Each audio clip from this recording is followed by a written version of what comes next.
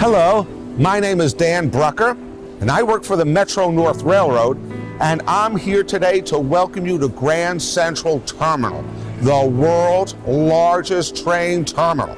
We cover 49 acres in Midtown Manhattan.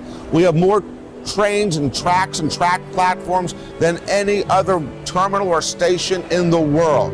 Every day, 750,000 people come through this terminal.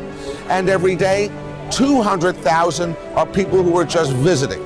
I'd like you to be one of our visitors today and show you some of the great things about Grand Central and a great look at some of our history too.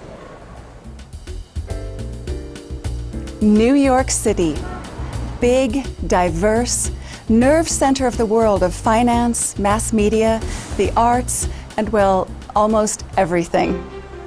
This is not a place given to understatement, quite the opposite in fact. It's remarkable then that one of the city's most beloved buildings is exactly what it purports to be.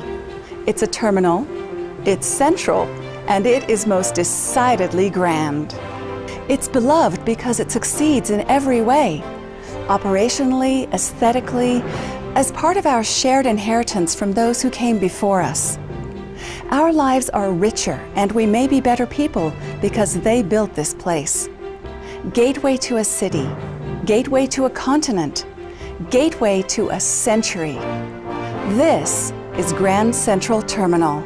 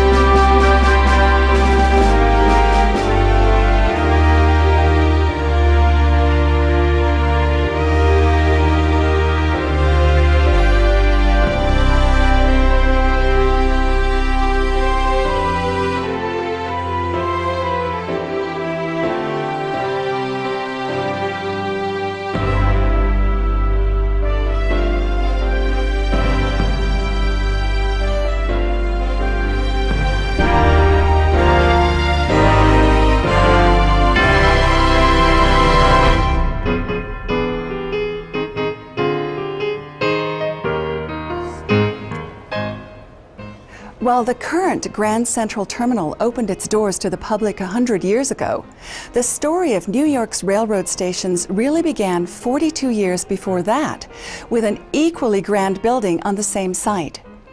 Called Grand Central Depot, it rivaled in grandness, and its replacement, Grand Central Station in 1898, heralded the growing interest in rail transport. Hello, I'm Maxine Dunn, and along with Dan Brucker, let me welcome you to Grand Central, an American treasure. Well, when Commodore Vanderbilt gained control of the railroads coming to Manhattan Island, he decided he wanted a terminal for the passenger service of his railroads to Manhattan. And one of those railroads was the New York and Harlem.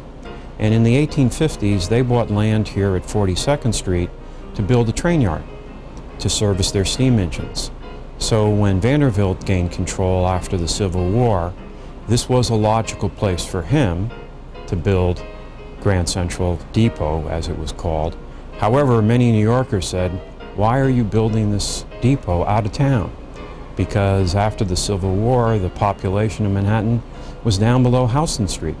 So this was a hike to get up here to Grand Central. However, Vanderbilt had the land and he decided to build here. In many ways, Grand Central Terminal was the third try for a train station at that site. The first depot following the Civil War was impressive. New York was still finding its strength, still growing and filling out. The second Grand Central Station was a kind of half-hearted attempt to build a grand permanent structure that was only up for a few years, constantly under renovation.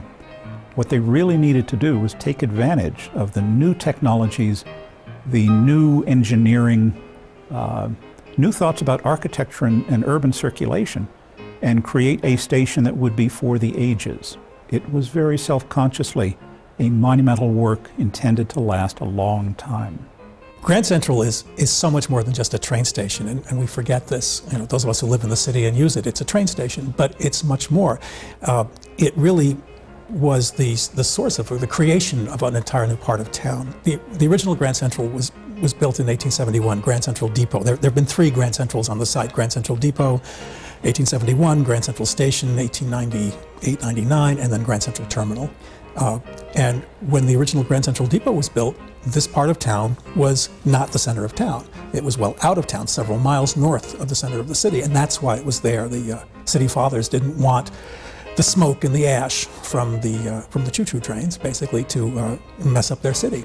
The result is that eventually the city migrated to be near Grand Central Terminal, and 42nd Street became the center of town because Grand Central was there.